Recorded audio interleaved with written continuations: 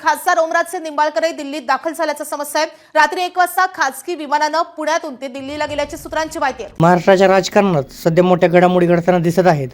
ठाकरे गटातील काही खासदार शिंदे गटात जाणार असल्याच्या चर्चांनी राजकीय वातावरण चांगलेच तापवले आहे।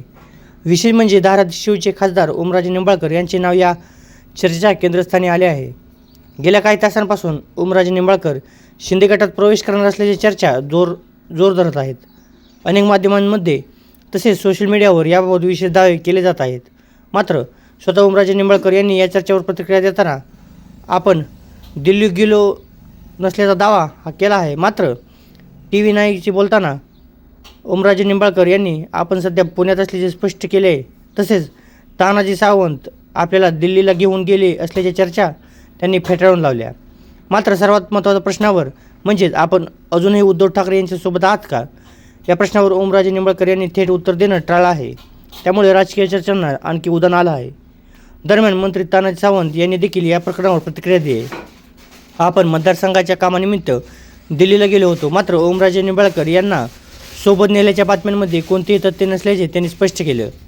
तसेच ऑपरेशन टायगरसारख्या घडामोडीविषयी आपल्याला कोणतीही माहिती नसल्याचेही त्यांनी सांगितलं आहे। दरम्यान ओमराजे निंबाळकर दिल्लीहून पुण्यात परतल्याची माहिती समोर आली आहे। माध्यमांपासून दूर राहण्यासाठी त्यांनी पुणे विमानतळावरील दुसऱ्या मार्गाचा वापर केल्याची चर्चा आहे। जवळपास 3 तास ते VIP लाऊंजमध्ये थांबले होते अशी माहिती सूत्रांकडून समोर येत आहे। या सगळ्या राजकीय घडामोडीनंतर धाराशिवमधील शिवसैनिकांमध्ये मात्र नाराजीचे वातावरण दिसून येत आहे। अनेक कार्यकर्त्यांनी उघडपणे नाराजी व्यक्त करत जर पक्ष बदलायचाच असेल तर आधी खासदारकीचा राजीनामा द्यावा आणि त्यानंतर दुसऱ्या पक्षात जावं अशी भूमिका घेतली आहे। काही कार्यकर्त्यांनी तर ओमराजे निंबाळकर यांच्या कठीण काळात शिवसेना त्यांच्या पाठीशी खंबीरपणे उभी राहिली होती, त्यामुळे आता उद्धव ठाकरे यांच्या कठीण काळात त्यांनी पक्षासोबत राहणं आवश्यक असल्याचं मत व्यक्त केलं आहे। तसेच त्यांनी घेतलेला निर्णय मागे घेऊन पुन्हा पक्षातच राहावे अशी भावनिक साधही घातली आहे। दरम्यान आणखी एक महत्त्वाची प्रतिक्रिया संजय दिना पाटील यांनी दिली आहे। ते म्हणाले की उद्या ठाकरे गटाच्या बैठकीला मी उपस्थित राहणार आहे। मी कोणासोबत आहे हे योग्य वेळी सर्वांना कळेल।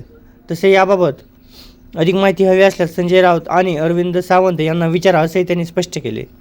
यवतमाळ वाशिमचे खासदार संजय देशमुख यांनी आपण कोठे जाणार नसल्याचे स्पष्ट संदेश दिले। शिंदे गटात प्रवेश करण्याच्या चर्चेमध्ये कोणतेही तथ्य नसल्याचे त्यांनी सांगितले। मात्र दुसरीकडे वाशिममधील ठाकरे गटाच्या एका पदाधिकाऱ्याने सोशल मीडियावर केलेल्या पोस्टमुळे वाद निर्माण झाला आहे। संजय देशमुख यांनी पक्ष बदलल्यास त्यांनी आधी राजीनामा द्यावा, अन्यथा त्यांना वाशिममध्ये प्रवेश करू देणार नाही असा इशारा देण्यात आला आहे। या पोस्टमुळे राजकीय वातावरण आणखी तापलेले चित्र हे सर्वत्र महाराष्ट्रभर पाहायला मिळत आहे। एकूणच ठाकरे गटातील संभाव्य फुटीमुळे चर्चांमुळे राजकारणात मोठी खळबळ उडाली आहे। आता पुढील काही दिवसात नेमक्या कोणत्या घडामोडी घडतात, कोणते नेते कोणती भूमिका घेतात आणि या राजकीय नाट्याचा शेवट नेमका कसा होतो याकडे संपूर्ण महाराष्ट्राचे लक्ष वेधले आहे। अशा ताज्या आणि महाराष्ट्राच्या राजकीय बातम्या पाहण्यासाठी आपल्या मराठी भूमी चॅनलला सबस्क्राईब करा आणि कमेंट करायला मात्र विसरू नका। तर मित्रांनो, तुम्हाला या 6 खासदारांबद्दल नेमकं काय वाटतं? ते शिंदे गटात जातील का की ठाकरे गटातच राहतील? याबद्दल तुम्हाला काय वाटतं हे कमेंटमध्ये एकदा नक्की कळवा। तर भेटूया अशाच एका धमाकेदार व्हिडिओमध्ये। जय हिंद, जय महाराष्ट्र।